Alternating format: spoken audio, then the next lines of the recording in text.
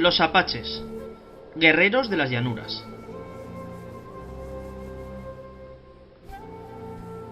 Los apaches son un grupo indígenas americanos, con una cultura común, que habitaban el este de Arizona, las grandes llanuras, el noroeste de México, Nuevo México y algunas zonas de Texas. Su nombre procede de apachu, que quiere decir enemigo en zuñí, la lengua de los indígenas de Zuñí, Nuevo México. Los apaches se llamaban a sí mismos Indé, que significa la gente. En realidad hablaban distintas lenguas según la zona en la que estos apaches vivían: apache oriental, apache occidental y apache de las llanuras. La economía de los apaches se basaba en la agricultura, la caza y la pesca. Solían juntarse en base a grupos familiares organizados bajo una familia de régimen matriarcal. La historia de los apaches. El pueblo de los apaches descendieron desde Canadá hacia el sur, invadiendo tierras de cultivo y pastoreo. Aunque cerraban acuerdos comerciales con algunas, no dudaban en recurrir al pillaje y al saqueo para subsistir. En la zona era habitual, en cualquier caso, que las tribus de carácter nómada atacaran a aquellas que tenían un modo de vida sedentario, para conseguir recursos. Cuando llegaron los conquistadores europeos al oeste americano, esto no cambió. Los hombres apaches se caracterizaron por su carácter guerrero, que les hizo enfrentarse tanto a los colonizadores europeos como a otras tribus indias. No solamente mostraban una gran fiereza en combate, sino que también eran grandes estrategas. Actualmente, los apaches, aproximadamente unos 6.000, viven confinados en reservas en Arizona, Oklahoma y Nuevo México. A finales del siglo XVI se produjeron los primeros contactos de los indios apaches con los conquistadores europeos, en concreto con los españoles, que querían apoderarse de las tierras de Nuevo México. Los españoles trataron de cristianizar a los apaches, mediante el envío de misioneros y también trasladando a sus tierras a otros indígenas ya cristianizados, como aztecas y otomíes, para que pudieran convencerlos. Sin embargo, todo esfuerzo fue en vano. La respuesta de los indios apaches a los intentos de cristianización fue la quema y destrucción de varias poblaciones españolas afincadas al norte de lo que era Nueva España. Ya en el siglo XVII, los enfrentamientos entre apaches y españoles se recrudecieron por ambas partes. Los apaches buscaban ganado y caballos, mientras que los españoles, a modo de venganza, querían conseguir esclavos, a pesar de que estaba expresamente prohibido por la Corona de España. Sin embargo, a comienzos del siglo XVIII, los apaches se vieron obligados a desplazarse debido al empuje que los comanches comenzaban a ejercer desde el norte. Esto provocó que se intensificaran los enfrentamientos contra los españoles del Virreinato de Nueva España. En el año 1848 se firmó el Tratado Guadalupe-Hidalgo, por el cual Estados Unidos y México se repartían a los apaches en sus respectivos territorios. Esto hizo que se dispersaran y generó un gran descontento hacia ambos países. A causa de este resentimiento, los apaches ofrecieron una feroz resistencia a los conquistadores angloamericanos, que quisieron avanzar hacia las costas del Pacífico. Emplearon tanto armas de fuego, que habían aprendido a manejar, y ataques a caballo para acabar con las vidas no solamente de numerosos angloamericanos, sino también españoles y mexicanos. Años después de la rendición y muerte del jefe apache Jerónimo, en 1928, el gobierno de México declaró que la etnia apache estaba oficialmente extinta. Otros jefes como Chihuahua se habían rendido mucho antes. Los 3.000 apache que sobrevivieron en territorio estadounidense fueron confinados en reservas en las que siguen hoy en día. Las tribus apaches. Hoy día se reconocen a 7 tribus apaches, que viven repartidas en las distintas reservas creadas para ello en Estados Unidos. Seguramente en el pasado existieron más tribus, pero hoy en día son desconocidas. Jicarillas. Viven en Nuevo México. Su nombre deriva directamente de la palabra española jícara, taza pequeña. Esta tribu era seminómada, ya que aunque vivía de la caza y la pesca, también hacían cultivos temporales junto a los ríos que había en su territorio. Se vieron obligados a desplazarse hacia el sur por el empuje de los comanches y finalmente llegaron a acuerdos con los pueblos puebloan y los colonos españoles. Su territorio quedó entonces entre los límites de 4 ríos que consideran sagrados: el río Pecos, el río de Canadá, el río Arkansas y el río Grande. Mezcaleros o mezcaleros. Viven en el centro-sur de Nuevo México, aunque comparten parte de su territorio con otros grupos apache como los chiricahuas. Actualmente los apaches mezcaleros viven tanto de la ganadería como del turismo, ya que han fundado un centro de esquí junto a un hotel que atrae a muchos visitantes. Chiricahuas. Viven en Nuevo México y en la frontera con Arizona. En realidad ya no se les considera como un grupo unificado culturalmente, ya que se han dividido en dos. Algunos se trasladaron con los mezcaleros y con los Lipan.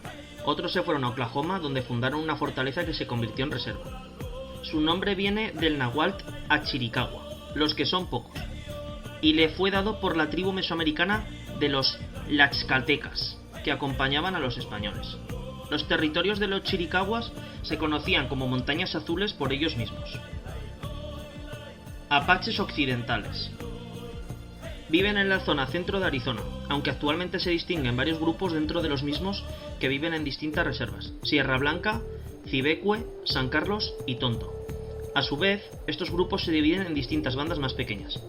Varias de estas tribus de apaches occidentales están reconocidas federalmente.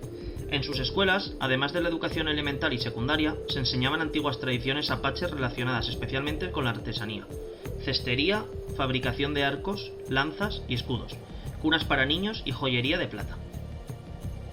Lipán. Viven en Coahuila y Texas, aunque algunos se fueron a vivir a Nuevo México con los mezcaleros.